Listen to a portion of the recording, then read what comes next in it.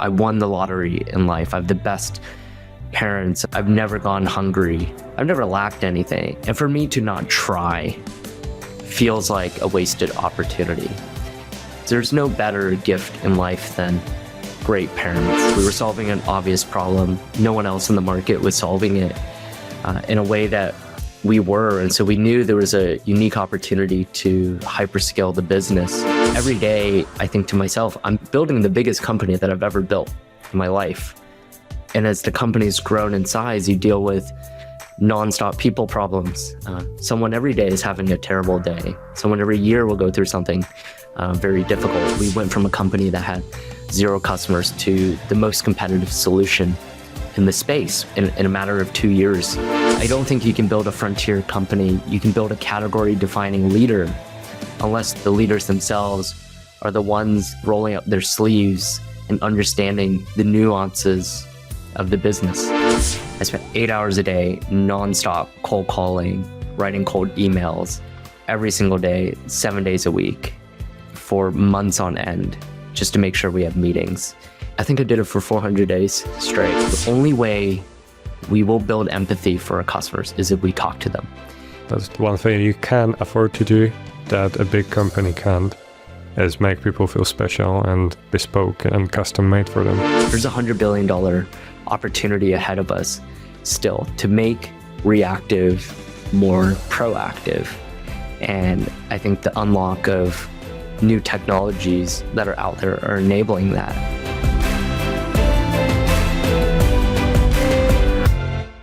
How are you doing?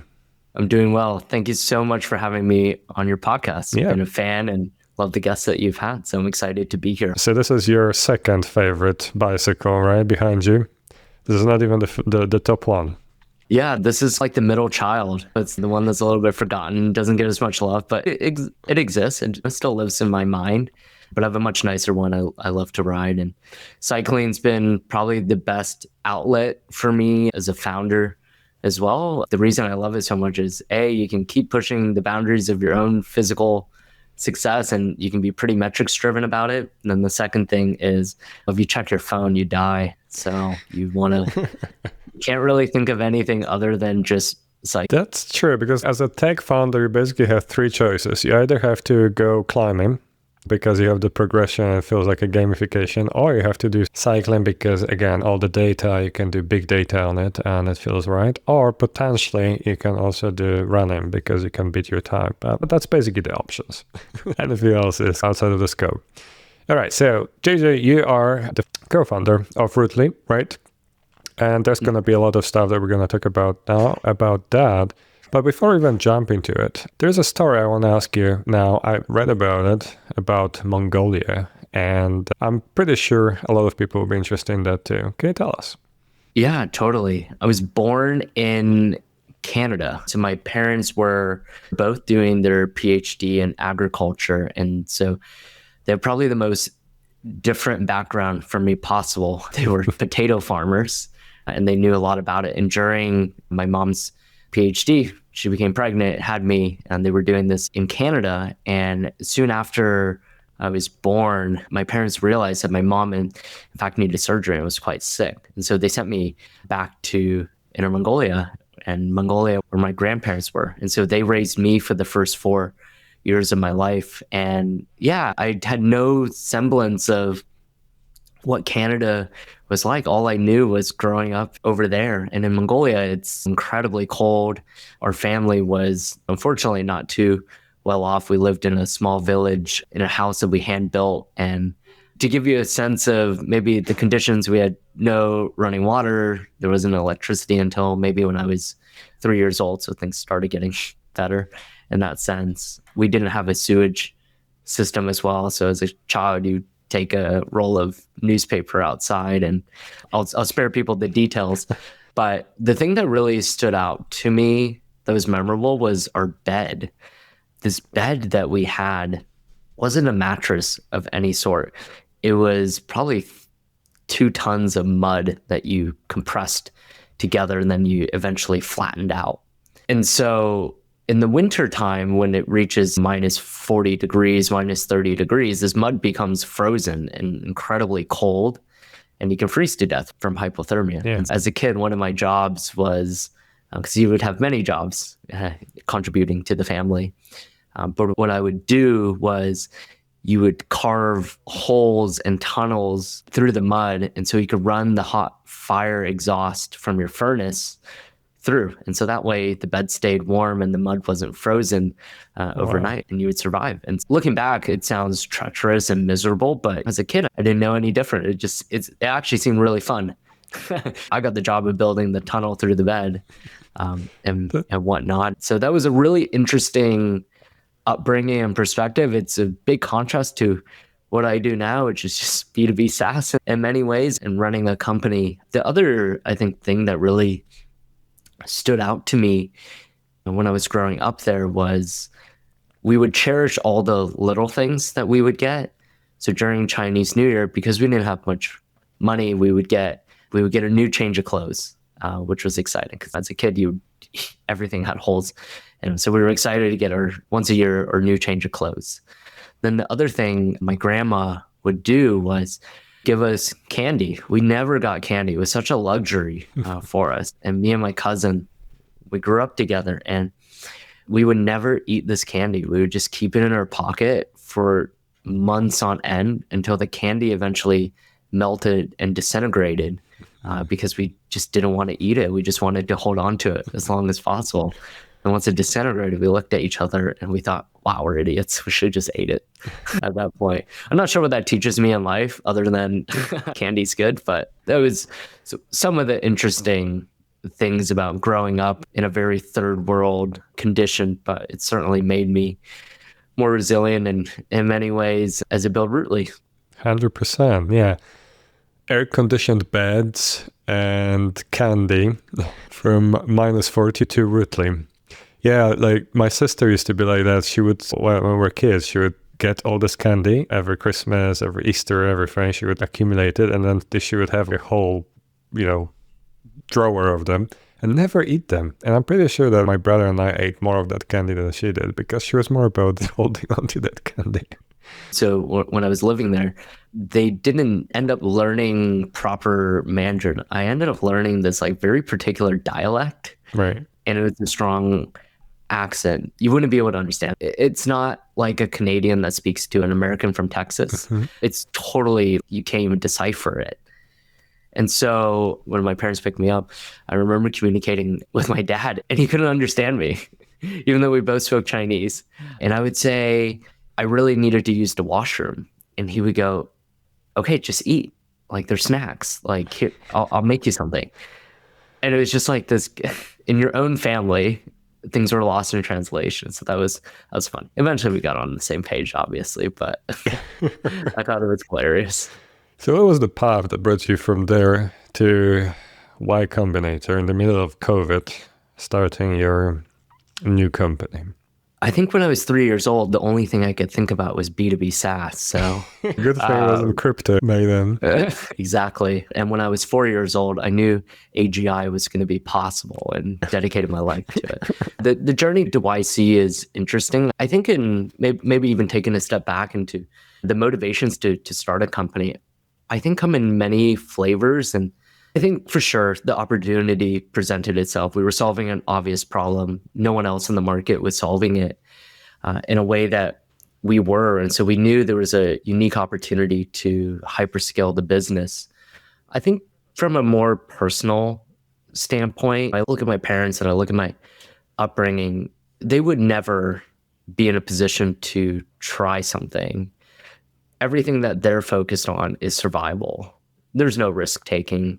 It's simply just around how can we pay our bills? How can we make sure our son has a good education? Which I think I let him down in many ways from that aspect, but they would never go start a company. And so in many ways, I looked at it as I've been dealt the best hands in poker. I won the lottery in life. I have the best parents. I've never gone hungry. I've never lacked anything. And for me to not try feels like a wasted opportunity. And there was never a good time to do it, but I always knew deep down, even before I was interested in B2B SaaS as a 3-year-old, I knew that I wanted to do something. I wanted to see if it was possible, and wanted to also give back to my parents in a way that, hey, you gave me the launch pad to do this, because there's no better gift in life than great parents, and the odds of not having great ones are very high. And so I'm very grateful for that. Don't worry, And we'll send a signed copy to your parents of this. Yeah. exactly. But YC was interesting as well. We went through it during COVID. Maybe taking back a step too, why even fundraise for your business? Why even join an accelerator as renowned as YC? I had a conversation with my co-founder, who's my CTO, and I asked him, I said, how much money do you have left? And he says, it's not good. And he asked me, how much money do you have left? And I said, not enough to help you or me. And that was the catalyst for, we knew we had to raise money if we wanted to keep pursuing this opportunity. Luckily, we both had really great partners that were supportive, but YC felt, especially as someone that's starting a business for the first time, there's just many unknowns that you haven't navigated before. Putting behind the complexity and the black boxes of how enterprises purchase software and how all of that change management works and functions and operates. Every day, I think to myself, I'm building the biggest company that I've ever built in my life. And as the company's grown in size, you deal with nonstop people problems. Someone every day is having a terrible day. Someone every year will go through something very difficult. You as a business will suffer through many trials and tribulations and lows. And as you think about how you start that company and all the pieces that you need to be successful, beyond just an idea and knowing that you can solve this problem, you lack a lot of the fundamentals. And so the motivation behind applying to YC was we knew that would be a great accelerator for us. The second thing and the second motivation for us was the network. Right now, and maybe just for the audience, so Rootly is a on-call and incident management platform, and YC was a great catalyst for a lot of our early customers too. Most of the top YC companies like Dropbox, to Replit, to Fair, to Webflow, to Lattice, all use Rootly today. The majority of each new YC batch also uses Rootly for their on-call incident response and status page products. And that network is underrated, in my opinion, but you really also have to make it your own. If you don't work at it like any other thing in the world and make the most out of it, you actually don't find as much value. But we really leaned in to the program. We have bundles where you can buy our product and the other top YC startup products together if you're a company that's very small as well. Yeah. And so that's been fun. And going back and doing talks for founders as well and being invited to do that has also been really interesting and very full circle. I think one of the bits that are unique about Rootly is you got a bunch of money, obviously raised like a decent sized Series A, but you didn't go spending left and right? You have had this very kind of, I call it underdog approach, right? When you really pay attention to that. And that seems to be paying off right now, especially with tougher economic conditions. A lot of people who overspend might no longer be there. So let's talk about those unique bits about how you ran Rootly and how that worked out. I'm thinking about, for example, scaling sales, right? You guys didn't scale sales for a long time. Yeah, when the business started, we were just entering the ZERP era where money was free. Yeah. Raising money was not, I'll be honest, insanely difficult. Getting good valuations wasn't very difficult. Businesses, procurement departments were eager to buy software at that time to a certain extent. But people weren't in this mode of layoffs and budget cuts and do more with less and vendor consolidation that we are in now. And one of the things that Quentin and I knew, my co-founder, was we will enter an era where the market will correct themselves and we have to be ready to endure it. And by not setting ourselves up for success early, it would be really difficult in order to do that. I think as a business, we are not in this mode of growing at all costs. I think one of the things that we've done is we've remained hyper-focused on solving problems within the reliability field, within incident management. And to do that really well, we went from a company that had 0 customers to the most competitive solution in the space in a matter of 2 years, effectively. And that hyper focus, without being distracted by, should we venture more into security? Should we venture more into ITSM? Should we go build an on-prem product? For example, has helped us prioritize what's important. And actually, in the early days, by having less people deliberately, it forced us to not be distracted because of it. In sales is actually a really good example. I think a lot of companies that raise money immediately think about scaling sales. And in my mind, you as the CEO, you as the founder, that is a mistake. If you can't sell it, no one else can. You can't expect anyone else to. You also can't build empathy. And the reality is, as a leader in your business, most of your job ends up becoming sales anyways, even for your CTO. As much as they think they love to code every single day and build product, they're going to be flying around the world meeting customers all the time, it's helping them solve their problems. And so the first 100 customers I sold myself personally. We didn't hire anyone.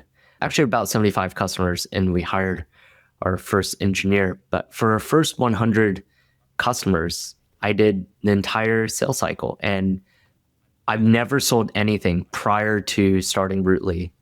I was building enterprise products at Instacart on the grocery retail side, and it did not involve me selling. There was a whole team that would do it. And so you quickly learn this appreciation for sales. You quickly learn what customers love and what they don't love. And here's something that was really interesting that we learned. The core product, we haven't really deviated much since the day that we started the business, but our messaging has evolved a lot.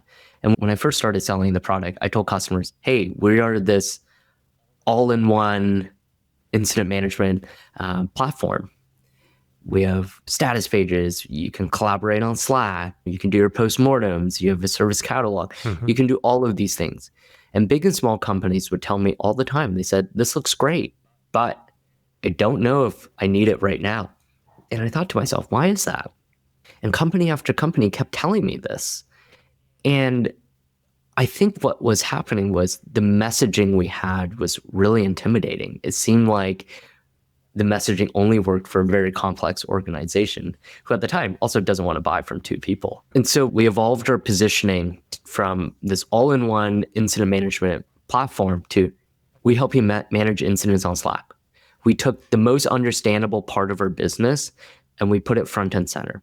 And companies, when we got on the phone with them, we would gauge what was the level of complexity they needed. For many companies, they just wanted something out of the box, and that's totally fine.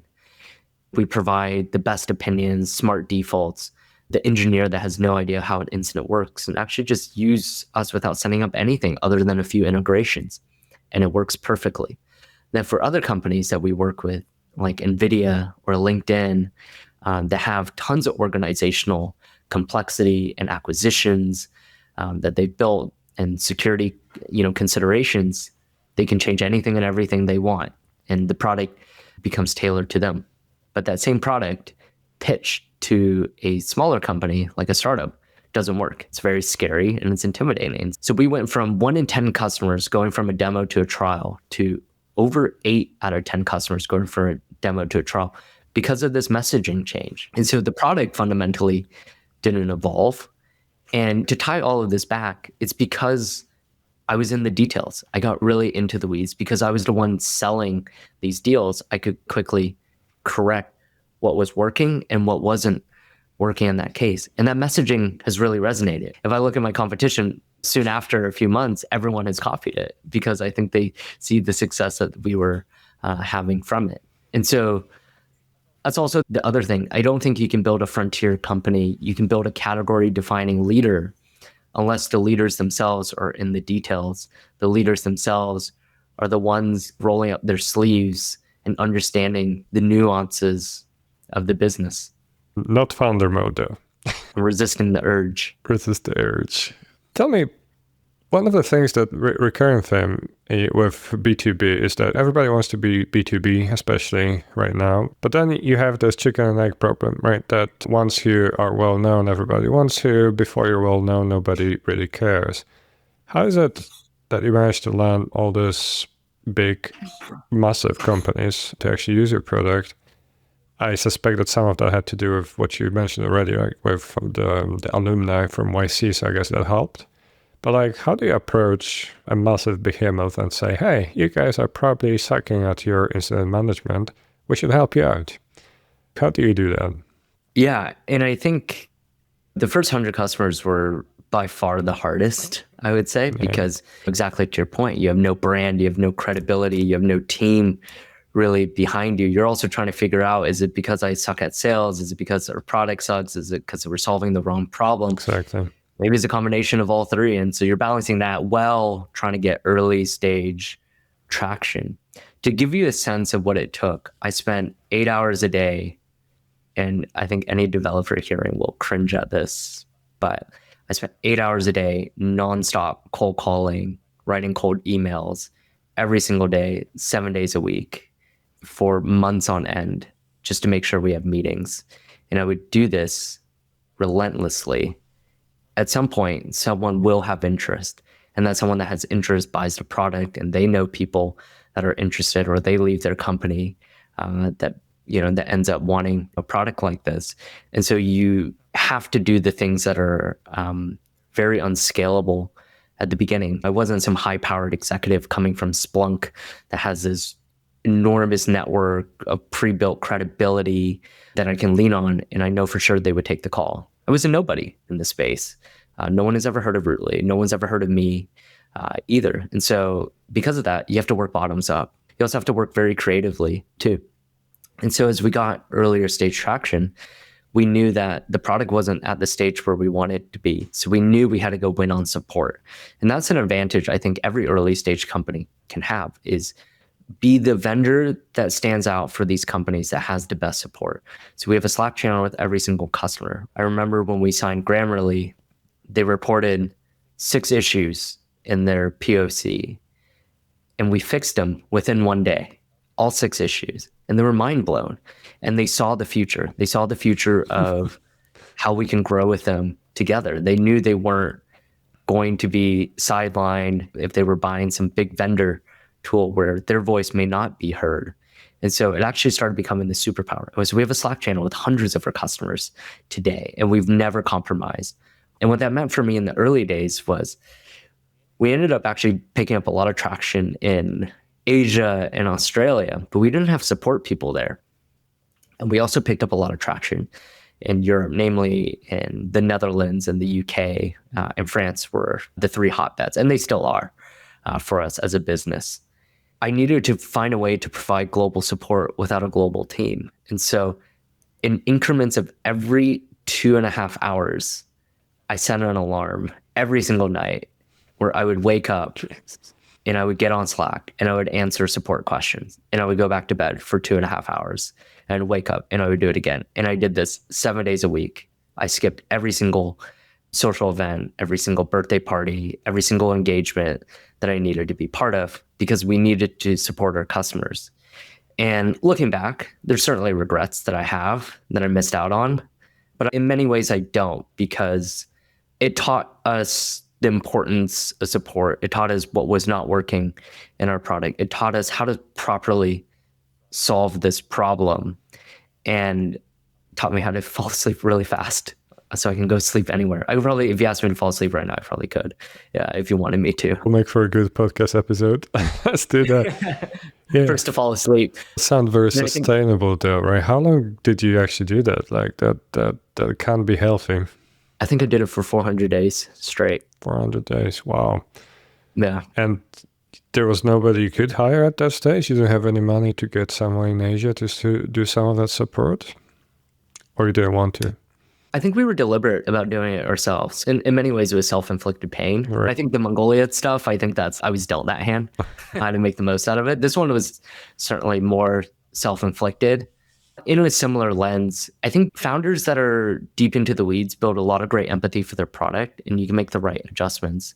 An analogous story to this is as we scale past 100 to 200 to 300, and we kept going, customers, there's this tendency to wrap unnecessary structure around your business. And there's a tendency to people they aren't in the details anymore, and you start making the wrong decisions.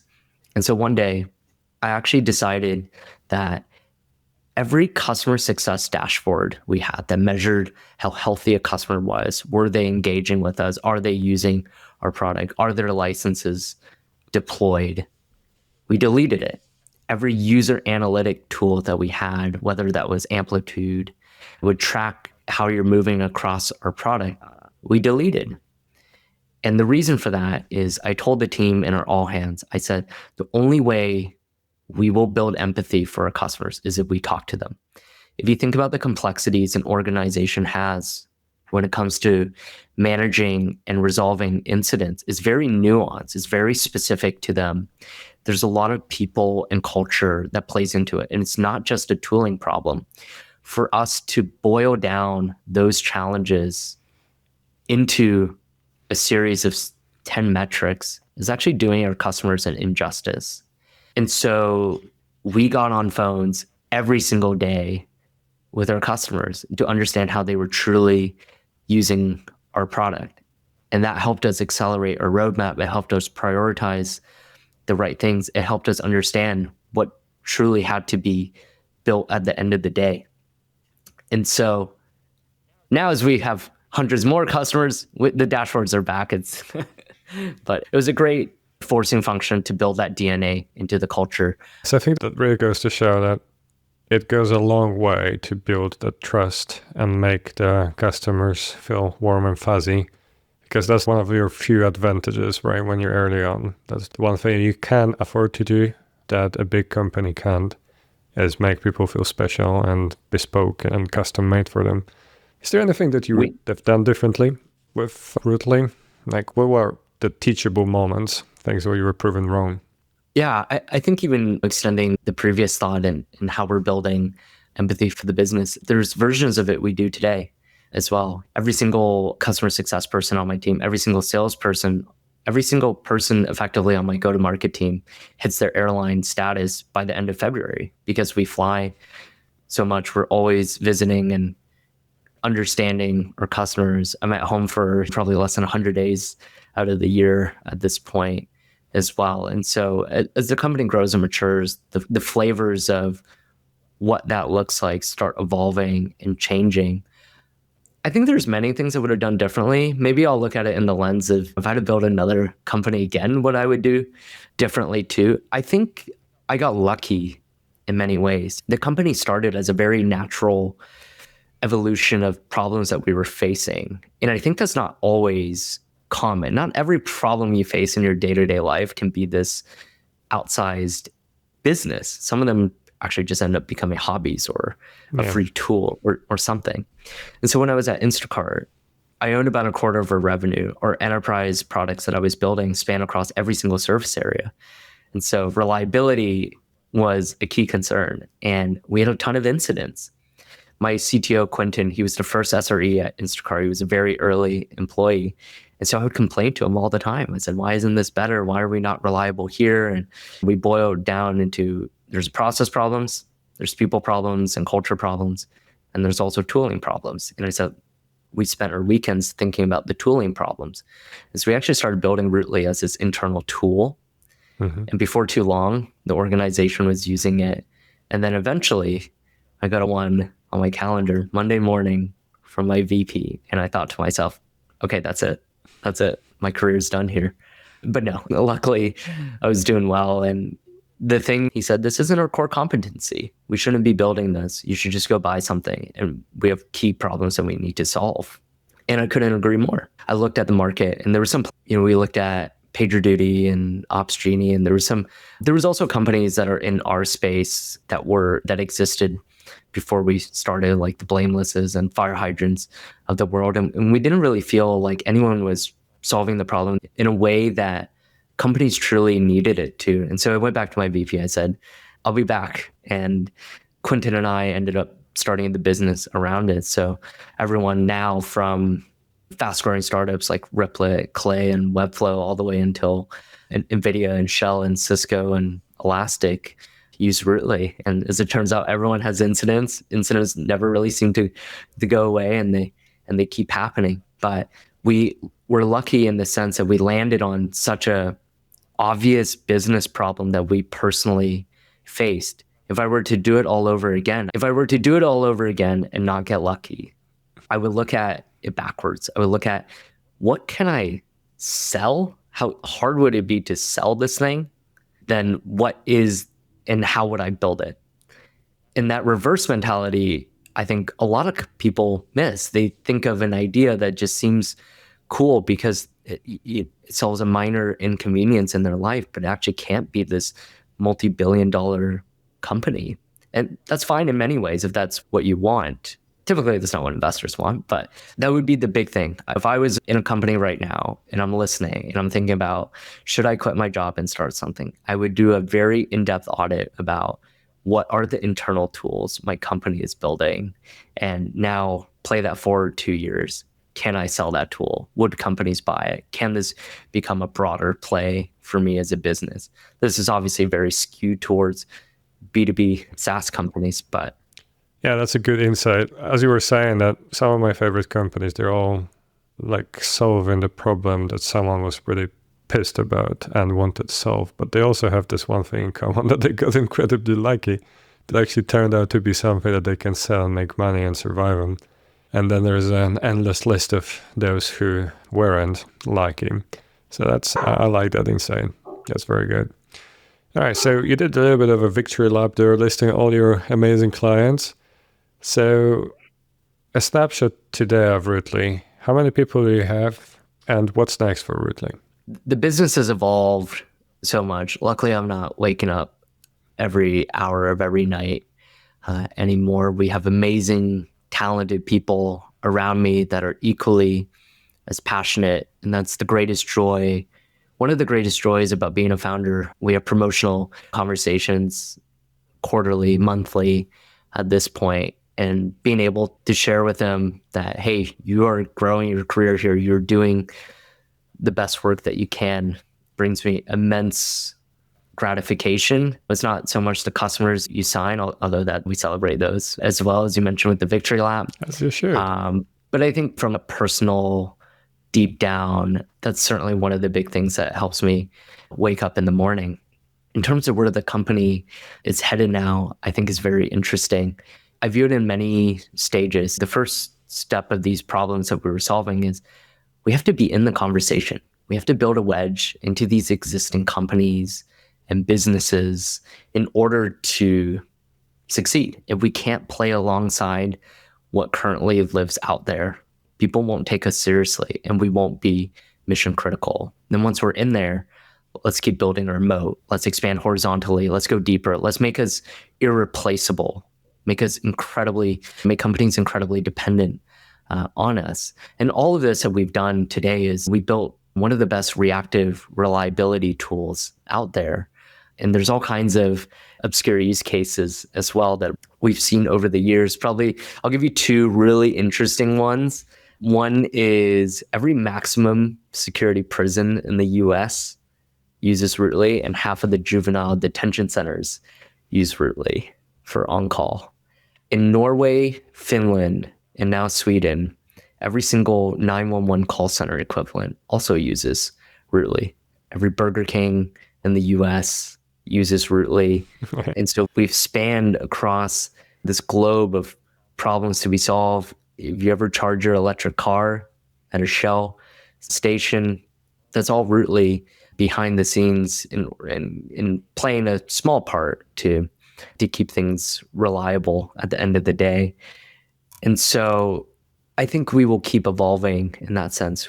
There's many things that we won't change in the sense that incident management is our bread and butter. Reliability is our bread and butter. There's $100 billion opportunity ahead of us still to make reactive more proactive. And I think the unlock of new technologies that are out there are enabling that.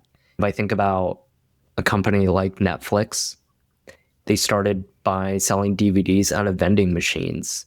The founders knew that the eventual end goal was to get to streaming, but no one had personal computers. No one had the internet. Similar to us, the end goal is always going to be proactive reliability and enabling any company on earth to be empowered to achieve that. But in many ways, the technology has never been there for us to do some of those things. And now they're finally getting there. And so those are the areas that we're investing in heavily right now. We're doubling down on and that we're super excited about. And we're also super excited about continuing to grow our existing business. We built an incredible foundation as an industry leader in this space and continuing to define the ways that people work. The world of reactive and proactive will work, and they're not going to be mutually exclusive for a very long time. And so you need to win on both ends. And I think our approach has been unique, very focused. And if I reflect on the last even 4 years, 5 years of the business, there's countless startups that have made an attempt in this space. There's many that have ran into immense financial difficulty where they've tried to sell and they've raised debt and had to close their doors even.